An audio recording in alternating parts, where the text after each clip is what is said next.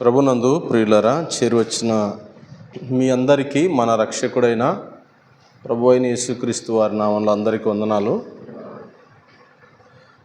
ఈ రాత్రి దేవుని వాక్యంలో నుంచి మనం కొన్ని నిమిషాలు దేవుని వాక్యాన్ని జ్ఞాపకం చేసుకుందాం.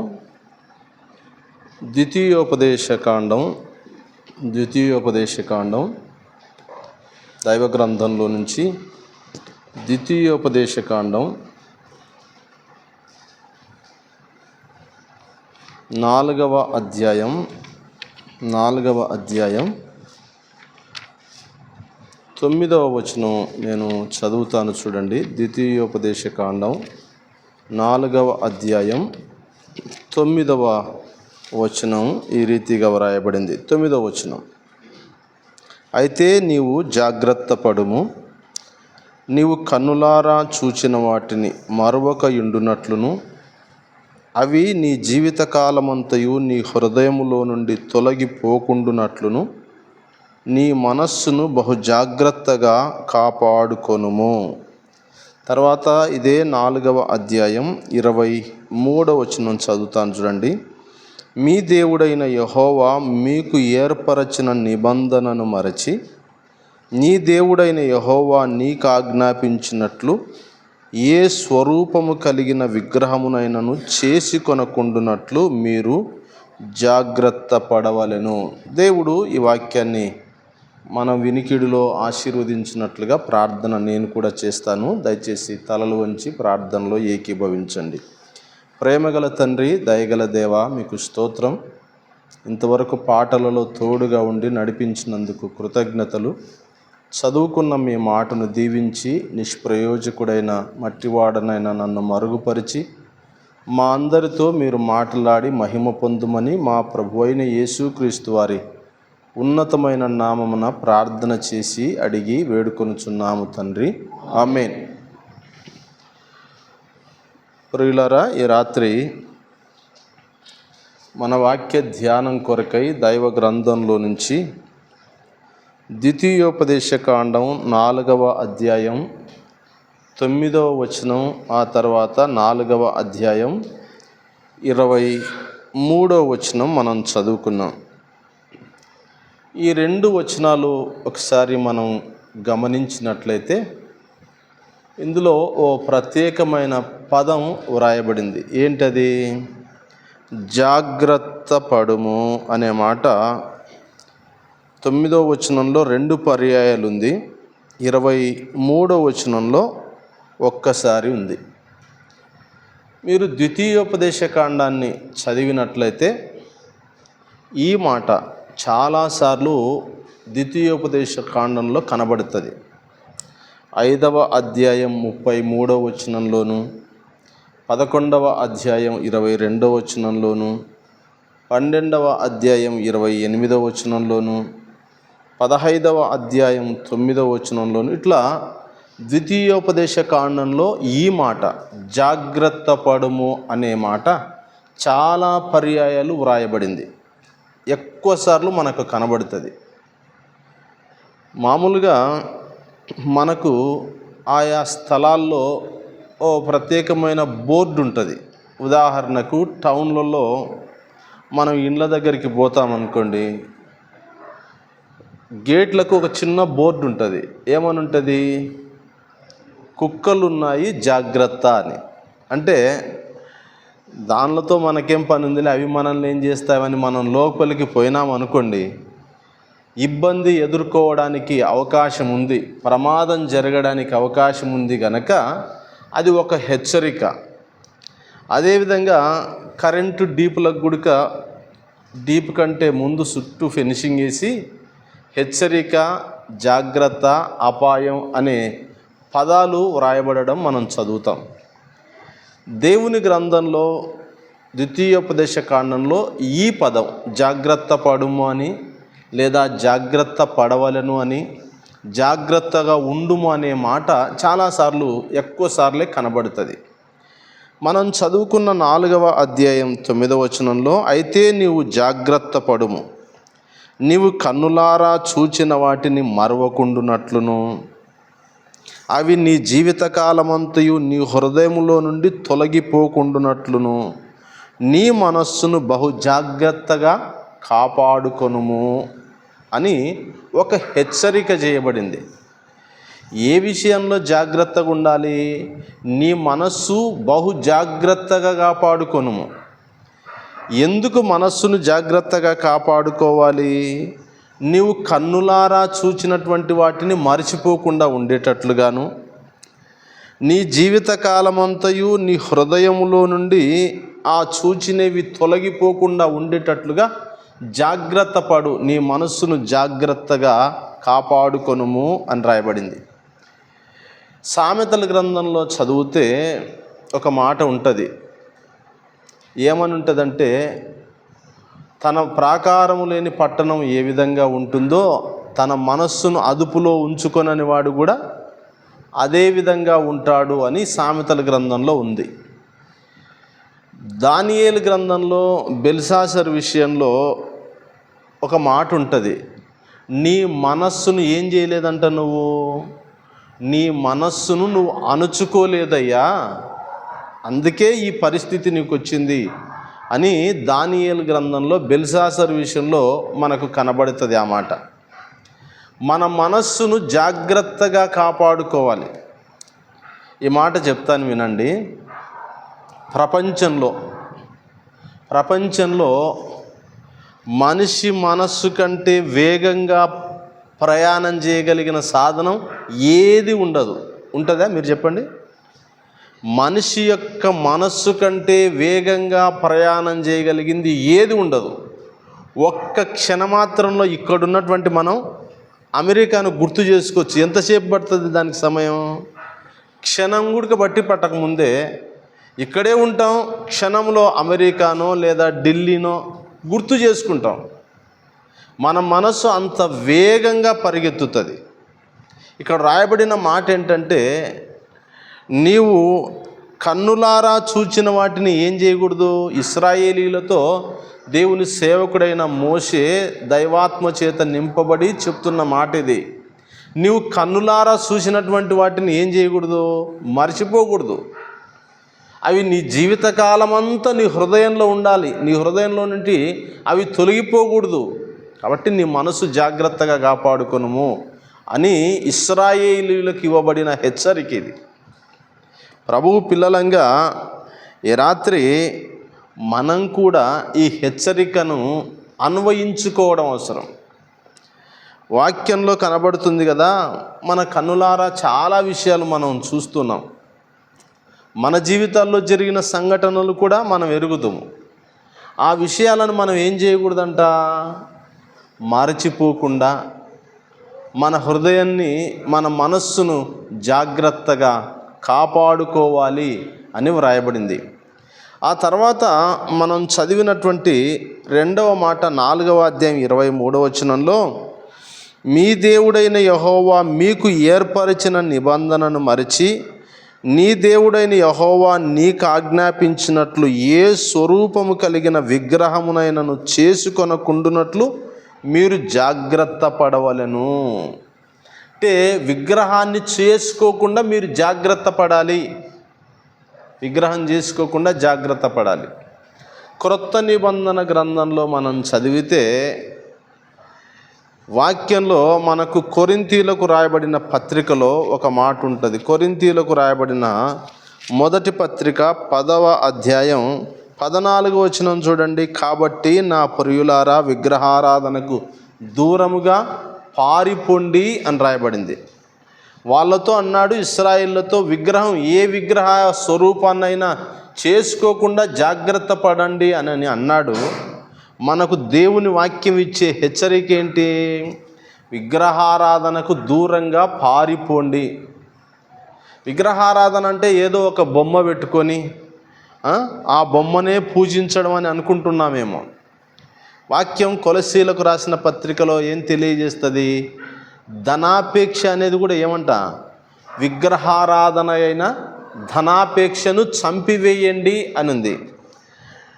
ధనాపేక్ష అది విగ్రహారాధన. ధనం కూడా, దాన్ని బట్టి మనకు అర్థం కావాల్సిన విషయం ఏమనగా, ధనము కూడా ఒక విగ్రహమే. ధనం కూడా ఒక విగ్రహమే. ఇంకొక మాట ఈ సందర్భంలో గుర్తు చేస్తాను. దేవునికి చెందాల్సిన మహిమను, ఈ మాట వినండి బాగా, దేవునికి చెందవలసిన మహిమను దొంగిలించేది ఏదైనా సరే అది విగ్రహమే. ఈ మాట మరలా చెప్తాను. దేవునికి చెందాల్సిన మహిమను, దేవునికి చెందవలసిన గౌరవాన్ని, దేవునికి చెందవలసిన ఘనతను దొంగిలించేది ఏదైనా సరే అది ఒక విగ్రహమే. ధనం కావచ్చు, ఆస్తి కావచ్చు, లేదా బంధుమిత్రులు కావచ్చు, భార్య పిల్లలు కావచ్చు, ఏదైనా కావచ్చు, అది ఒక విగ్రహంతో సమానమే. వాక్యంలో వ్రాయబడిన మాట ఏంటంటే, విగ్రహారాధన చేయకుండా, ఏ విగ్రహ స్వరూపాన్ని చేసుకోకుండా జాగ్రత్త పడండి అని అన్నాడు. జాగ్రత్త పడండి అన్నాడు, కానీ వీళ్ళు ఊకున్నారా? మీరు చెప్పండి. మీరు ఏ విగ్రహ స్వరూపాన్నైనా చేసుకోకుండా జాగ్రత్త పడండి అని దేవుడు అంత స్పష్టంగా హెచ్చరిక ఇచ్చినప్పటికీ వీళ్ళు విగ్రహాన్ని చేసుకున్నారా లేదా? మోషే 40 దినాలు సీనాయి పర్వతం మీదికి దేవుడు పిలిచిన సందర్భంలో వెళితే ఇదే ఇశ్రాయేలీయులు ఏమన్నారు? ఈ మోషే అనేవాడు ఏమైనాడో ఇంకా వచ్చేటట్టు లేడు, కాబట్టి మా దగ్గర ఉన్న బంగారు తీసుకో, కాబట్టి మాకు ఏం చేయమన్నారు? మాకు ఒక దూడని చేయమన్నారు. ఆయన గుడికి చూడండి, అహరోను గుడికి ఏం చేసినాడు? వద్దురా నాయనా, ఇది దేవుని ఆజ్ఞకి వ్యతిరేకం, దైవ వాక్యానికి విరుద్ధం, దేవునికి కోపం తెప్పించే సంగతి అని ఏమనకుండా ఏం చేసినాడు? మారు మాట్లాడకుండా మీ దగ్గర ఉన్న బంగారు తీసుకురండి చేసేస్తానన్నాడు. తీసుకొని చేసేసినాడు. విచ్చలవిడిగా మనకు గ్రంథంలో కనపడుతుంది ఆ సంగతి. విచ్చలవిడిగా తింటున్నారు, తాగుతున్నారు, చెడిపోయినారు. మోషే కిందికి దిగొచ్చిన తర్వాత దేవుడు చెప్తే మోషే కిందికి దిగొస్తాడు కదా. మోషే కిందికి దిగొచ్చిన తర్వాత ఎందుకు నువ్వు ఈ ప్రజలకు ఇట్లా చేసినావంటే అహరోను ఏమంటాడు? జస్ట్ వాళ్ళు ఇచ్చిన బంగారం అట అగ్ని లేచింటే దూడ తయారైందన్నంట. దానికి ఒక రూపం తీసుకొచ్చింది ఆయన్నే. వాక్యం ఆ సంగతి మనకు తెలియజేస్తుంది. విగ్రహారాధన చేయకుండా, విగ్రహ స్వరూపాన్ని చేసుకోకుండా జాగ్రత్తగా ఉండండి అని దేవుడు హెచ్చరిక చేసినా వాళ్ళు ఏం చేసినారు. మనం చాలాసార్లు దేవుడిచ్చే హెచ్చరికలు వింటూ కూడా ఏం చేయడంలే, దాన్ని ఖాతరు చేయడంలే, లెక్క పెట్టడంలే. దేవుడిచ్చే హెచ్చరికలు పొందుతూ కూడా వాటిని లెక్కలోకి తీసుకోకుండా నడుచుకుంటున్నాం. ఇశ్రాయేలీయులకు దేవుడిచ్చిన హెచ్చరికను వాళ్ళు మీరినారు అని గ్రంథం మనకు ఆ సంగతి తెలియజేస్తుంది. ఈ రాత్రి మన సంగతికి వద్దాం. మన మనస్సును ఏం చేయాలి అని వాక్యం చెప్తుంది? నీ మనస్సును జాగ్రత్తగా కాపాడుకొనుము. మన మనస్సును జాగ్రత్తగా కాపాడుకోవాలి. ఒక సామెత అనుకుంటా, నలుగురిలో ఉన్నప్పుడు నాలుకను, ఒంటరిగా ఉన్నప్పుడు మనస్సును కాపాడుకోవాలంట. నలుగురిలో ఉన్నప్పుడు నాలుకను జాగ్రత్తగా కాపాడుకోవాలి, ఒంటరిగా ఉన్నప్పుడు మనస్సును జాగ్రత్తగా కాపాడుకోవాలి అని వాక్యం మనకు అది ఒక లోక సంబంధంగా చెప్పే పదం ఒకటి. బైబిల్ గ్రంథంలో, సామెతల గ్రంథంలో ఏముంటుంది తెలుసా? మీ హృదయంలో నుండి జీవధారలు బయలుదేరిన కనుక అన్నిటికంటే ముఖ్యంగా మీ హృదయాన్ని ఏం చేయాలంట? అన్నిటికంటే ముఖ్యంగా నీ హృదయమును భద్రం చేసుకొనుము అని ఉంటుంది గ్రంథంలో. అది మొదటి మాట. రెండవది, విగ్రహారాధన విషయంలో జాగ్రత్తగా. ఇప్పుడు రకరకాల బోధలు వచ్చినాయి, రకరకాల బోధకులు వచ్చేసినారు. అర్థమైందా? విగ్రహారాధన తప్పు లేదని బోధించే బోధకులు కూడా బయలుదేరినారు. విగ్రహార్పితంలో తప్పేం లేదని చెప్పేతోళ్ళు కూడా తయారైపోయినారు. దేవుడు విగ్రహారాధనను అస్సలు ఇష్టపడడు. విగ్రహార్పితమైన వాటిని దేవుడు అంగీకరించడు, ఇష్టపడడు. కాబట్టి ఆయన సన్నిధికి వచ్చినటువంటి మనకు ఏది విగ్రహమైందో చూద్దాం ఒకసారి. మనకు ఏది విగ్రహమై కూర్చోయిందో. ధనం విగ్రహం ఉండొచ్చు కొంతమందికి, దేవుడిచ్చిన సంపద కొంతమందికి విగ్రహం అయి ఉండొచ్చు. దేవుడిచ్చిన సంతానం కొంతమందికి విగ్రహం అయి ఉంటుంది. ప్రార్థనకు రమ్మంటే ఏడన్నా పిల్లలు, చిన్నపిల్లలను తీసుకొని రానికి ఏడవుతుందన్నా, ఈ మాటలు మాట్లాడేటోళ్ళు ఉంటారు. బంధువులు వచ్చినారన్న ఇప్పుడే, అందుకొరకే లేక వచ్చినారని చెప్పేసి మేము రాలేకపోతామన్నా కదా. దేవుని సన్నిధిని మనకు దూరం చేసేది, దేవునికి చెందాల్సినటువంటి మహిమను దేవునికి చెందకుండా చేసేది, అది ఏదైనా సరే అది ఒక విగ్రహమే అని ఈ రాత్రి మనం గుర్తించాలని ప్రేమతో మీకు మనవి చేస్తున్నాను. ఆ తర్వాత ఇదే ద్వితీయోపదేశకాండం 5వ అధ్యాయం 33వ వచనం చూడండి ఏమనిందో. కాబట్టి మీరు కుడికే గాని ఎడమకే గాని తిరగక మీ దేవుడైన యెహోవా ఆజ్ఞాపించినట్లు చేయుటకు జాగ్రత్త పడవలెను. ఎట చేయనికి జాగ్రత్త పడాలంట? ఇంకొక జాగ్రత్త ఇది, ఇంకొక హెచ్చరిక ఇది. ఏంటి? నీ దేవుడైన యెహోవా ఆజ్ఞాపించినట్లు చేయటానికి జాగ్రత్త పడాలా అంటే దేవుడు చెప్పినట్టు చేయడానికే మనం జాగ్రత్త వహించాలి. నోవహుకు దేవుడు ఏం చెప్పినాడు? అయ్యా నీవు ఒక ఓడను తయారు చేయాలి అన్నాడు. ఆ ఓడ పొడవు కొలతలు చెప్పినాడు, వెడల్పు కొలతలు చెప్పినాడు, ఎక్కడ కిటికీ పెట్టాలనో, ఏ కర్ర ఉపయోగించాలనో, ఎన్ని అంతస్తులు ఉండాలనో ఇవంతా చెప్పినాడు. 6వ అధ్యాయం 22వ వచనంలో యెహోవా ఆజ్ఞాపించిన ప్రకారము నోహు చేసెను అని ఉంటుంది. లేఖనంలో మోషే ప్రత్యక్ష గుడార నిర్మాణం విషయంలో తనకొచ్చిన ఆలోచన చొప్పున చేసినాడా, యెహోవా ఆజ్ఞాపించినట్లు చేసినాడా? వాక్యం స్పష్టంగా తెలియజేస్తుంది. ప్రత్యక్ష గుడారంలో ఉన్న సమస్త సామాగ్రి విషయంలో యెహోవా ఆజ్ఞాపించినట్లే చేసెను అని ఉంటుంది. అది మందసం కావచ్చు, బలిపీఠం కావచ్చు, దీపస్తంభం కావచ్చు, ఏదైనా సరే, దీపవృక్షం కావచ్చు, ఏదైనా సరే సమస్తం దేవుడు ఆజ్ఞాపించినట్లే చేసినాడు. దేవుడు ఒక్కసారి మోషే దేవుడు ఆజ్ఞాపించినట్లు చేయలేదు. ఏది? పోయి బండతో మాట్లాడునైనా నీళ్ళు వస్తాయి అని అంటే మోషే పోయి ఏం చేసినాడు? బండను పోయి కొట్టినాడు. దానికే దేవుడు అన్నాడు కీర్తనల గ్రంథంలో, మోషే తన పెదవులతో కాని మాట పలికెను అని ఉంటుంది. ఒక్క సందర్భంలో మోషే దేవుడు ఆజ్ఞాపించిన దానికి వ్యతిరేకంగా చేసినాడు. అన్ని విషయాల్లో దేవుడు ఆజ్ఞాపించినట్లు చేసినాడు. మనం దేవుడు చెప్పినట్టే చేస్తున్నామా? ప్రతి పరిస్థితుల్లో దేవుడు చెప్పినట్టుగానే చేయటానికి మనం జాగ్రత్త పడాలి. నేను ఇంతకుముందు కూడా ఈ మధ్య గుర్తు చేసినాను అనుకుంటా. సమూయేలుతో దేవుడు సౌలుకు ఒక హెచ్చరిక ఇచ్చినాడు, అమాలేకీయులను అందరినీ నాశనం చేయాలయ్యా అన్నాడు. కానీ ఏం చేసినాడు? సంపూర్ణం చేయకపోగా సగం చేసి సంపూర్ణం చేసినాను అన్నాడు. అయితే ఒక మాట ఈ సందర్భంలో చెప్తాను. సౌలును చంపింది ఎవరు మీరు చెప్పండి? అమాలేకీయుడు, అవునా? మనకు ఆ మాట ఎక్కడ కనపడుతుంది? సమూయేలు 2వ గ్రంథం 1వ అధ్యాయంలో కనపడుతుంది. దావీదు దగ్గరికి వచ్చి ఆ వ్యక్తి సౌలు మరణ వార్త ప్రకటిస్తే ఎవరు నువ్వు అని అంటే నేను అమాలేకీయుడను అన్నాడు.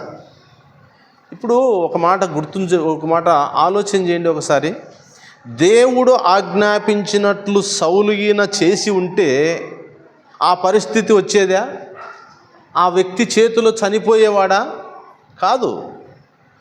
తాను ఒకనాడు వదిలిపెట్టిన అమాలేకీని చేతిలోనే సౌలు మరణించాల్సిన పరిస్థితి వచ్చింది. దేవుడు ఆజ్ఞాపించినట్లు చేసేవారంగా ఉండాలి మనము.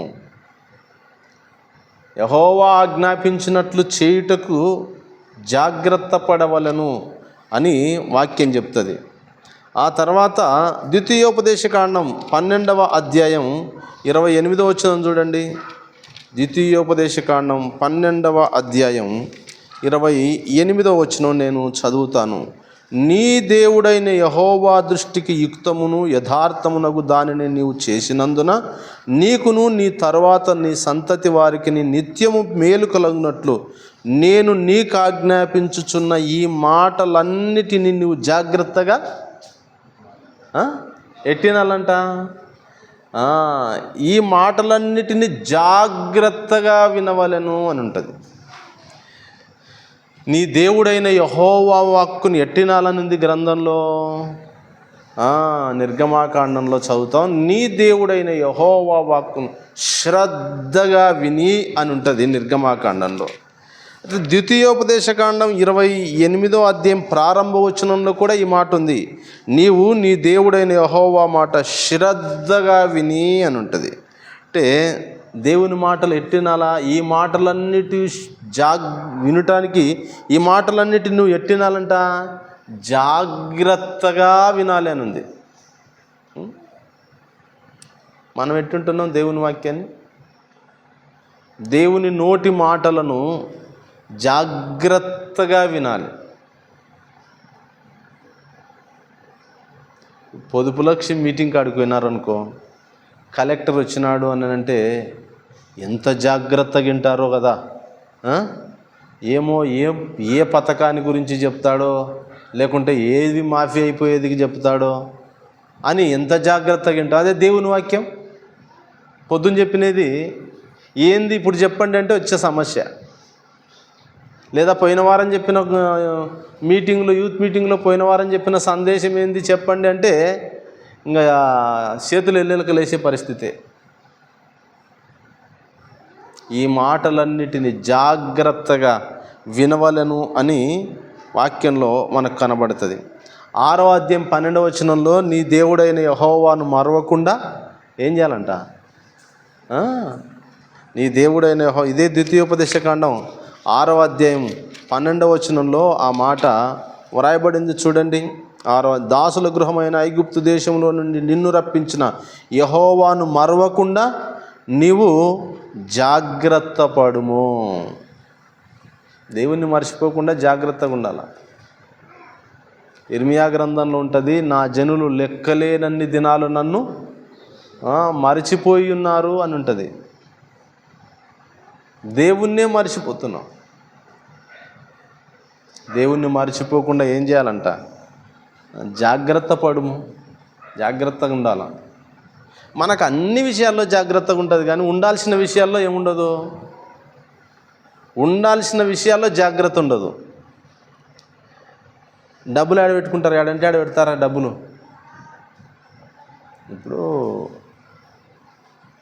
కొంచెం సొమ్ము దండిగా వచ్చిందనుకో, డబ్బు దండిగా ఉందనుకో, ఎడ పెడతారు ఇంట్లో, ఏమన్నా గూట్లు వేస్తారా, ఏం చేస్తారు, బీరువా, ఆ బీరువాలో ఉడక బీరువాలో ఇట్లా తెరిచి మళ్ళీ ఇటు ఒకటి ఉంటుంది, ఆ దానిలో జాగ్రత్తగా దాన్ని పర్సులో పెట్టి, ఆ పర్సును కూడా లోపల పెట్టి తాళాలేసి తాళం చేతులు ఒకసారి జాగ్రత్తగా పెట్టుకుంటాం.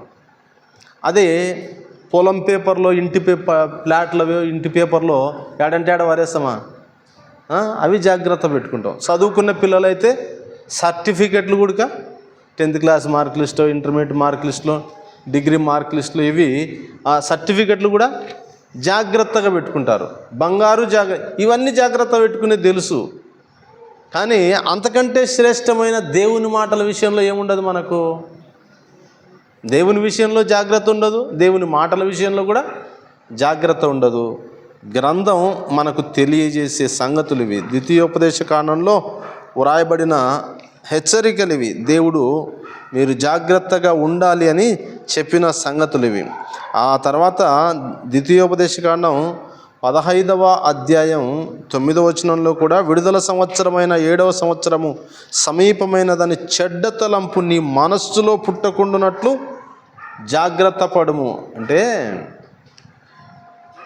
7వ సంవత్సరం వచ్చేసరికి ఏం చేయాలా, పొలాన్ని విడుదల సంవత్సరం 7వ సంవత్సరం 6 సంవత్సరాలు వేసుకుని 7వ సంవత్సరం విడిచిపెట్టాలా. ఆ సందర్భం, ఆ సంవత్సరం వచ్చిందనే చెడ్డ తలంపు నీ మనసులో పుట్టకుండా ఉండేటట్టు కూడా ఏం చేయాలంట, జాగ్రత్త పడుము అనింది. 23వ అధ్యాయం ద్వితీయోపదేశకాండం 23వ అధ్యాయం 9వ వచనంలో, నీ సేన శత్రువులతో యుద్ధమునకు బయలుదేరినప్పుడు ఏ దుష్కార్యమును చేయకుండా జాగ్రత్త పడవలెను అనింది. ఇవి దేవుడిచ్చిన హెచ్చరికలు. అవి ఇశ్రాయేలులకే కాదు, మనకు కూడా వర్తిస్తాయి. దేవుని వాక్యంలో రాయబడినట్టుగా వీటన్నిటి విషయాల్లో మనం జాగ్రత్తగా ఉండాలి. దేవుణ్ణి మర్చిపోకుండా జాగ్రత్తగా ఉండాలి. అంత మాత్రం కాకుండా మన మనస్సును జాగ్రత్తగా కాపాడుకోవాలి. విగ్రహారాధన చేసుకోకుండా విగ్రహారాధన విషయంలో జాగ్రత్తగా ఉండాలి. ఏ స్వరూపాన్ని చేసుకోకుండా జాగ్రత్తగా ఉండాలి.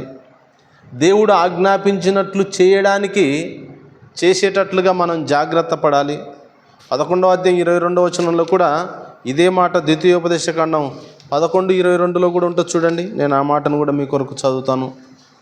ద్వితీయోపదేశకాండం 11:22లో, మీరు మీ దేవుడైన యెహోవాను ప్రేమించి ఆయన మార్గములన్నిటిలోనూ నడుచుచు ఆయనను హత్తుకొని మీరు చేయవలనని నేను మీకు ఆజ్ఞాపించు ఈ ఆజ్ఞలన్నిటిని అనుసరించి జాగ్రత్తగా నడుచుకొనవలెను. ఇన్నిసార్లు ఉంది ద్వితీయోపదేశకాండంలో జాగ్రత్త అని. మామూలుగా మనం ఏదన్నా ఊరికి పోతున్నాం అనుకో, పిల్లలు ఇంటి దగ్గర పిల్లల్ని వదిలిపెట్టిపోయేటప్పుడు ఏం చెప్తాం? అరే జాగ్రత్తగా ఉండరి, ఇంటికి తాళాలు వేసుకరి. ఎవరన్నా పిలిచినా బయటికి రాకాకరి, లోపల నుంచే మాట్లాడరి. ఎన్ని జాగ్రత్తలో చెప్తాం. వాళ్ళకి ఎందుకు చెప్తాం? అవి పాటించాలి అని. దేవుని వాక్యంలో ఇవన్నీ మనకెందుకు రాయబడినాయి? మనం వీటిని పాటించాలి అని. రాత్రి గ్రంథం చెప్పే సంగతులు ఇవి. మన జీవితాలను మనం పరీక్ష చేసుకుందాం.